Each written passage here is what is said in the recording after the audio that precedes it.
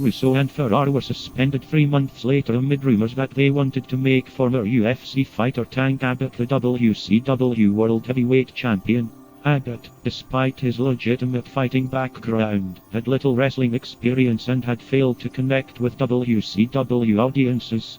Kevin Sullivan, who had been an on and off booker over the course of several years, was appointed as the new head writer in the interim.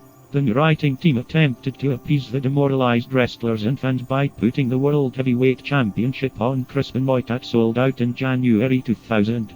However, Benoit was among the group of wrestlers who expressed their intent to leave the company prior to the show because Sullivan was not particularly fond of them. Benoit, in particular, had a personal grievance with Sullivan dating back several months as a storyline with the two that involved Benoit winning the services of Sullivan's manager, woman Sullivan's then wife Nancy, led to an extramarital affair that resulted in a real-life relationship developing between Benoit and woman.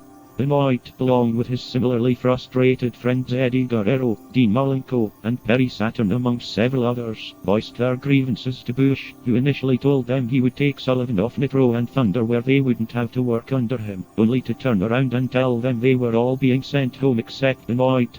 Benoit doubled down on his stance and backed his fellow wrestlers. He handed the belt back right after winning it and he, along with Guerrero, Malenko, and Saturn, signed with the WWF the next day. The four quickly became popular in the WWF as the Radicals. This loss of valuable talent led to Bush being fired as senior vice president. He would be replaced by Turner programming executive Brad Siegel. On February 11, 2000, 12 wrestlers, including African-American wrestler Hardbody Harrison and Japanese-American manager Sonny Onu, launched racial discrimination lawsuits against WCW, charging that, as a result of their ethnicities, they had not been pushed, had not been paid as well as other wrestlers and personalities, and had been given offensive gimmicks. Some speculated that the charges of racism led to African-American wrestler Booker T winning the WCW Championship later that year, and his real-life brother Stevie Ray being made a color commentator. Stevie Ray himself acknowledged that it may have been a factor.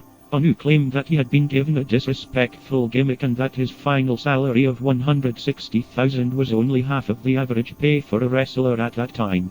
Under Russo's leadership, WCW would continue to lose ratings. On January 3, 2000, Nitro was reduced to 2 hours in an attempt to bolster the show's aggregate ratings score, but the elimination of the show's third hour accelerated the company's ratings decline. Nitro registered a 1.8 rating for its April 3, 2000 episode, which was the second lowest WCW television rating to date.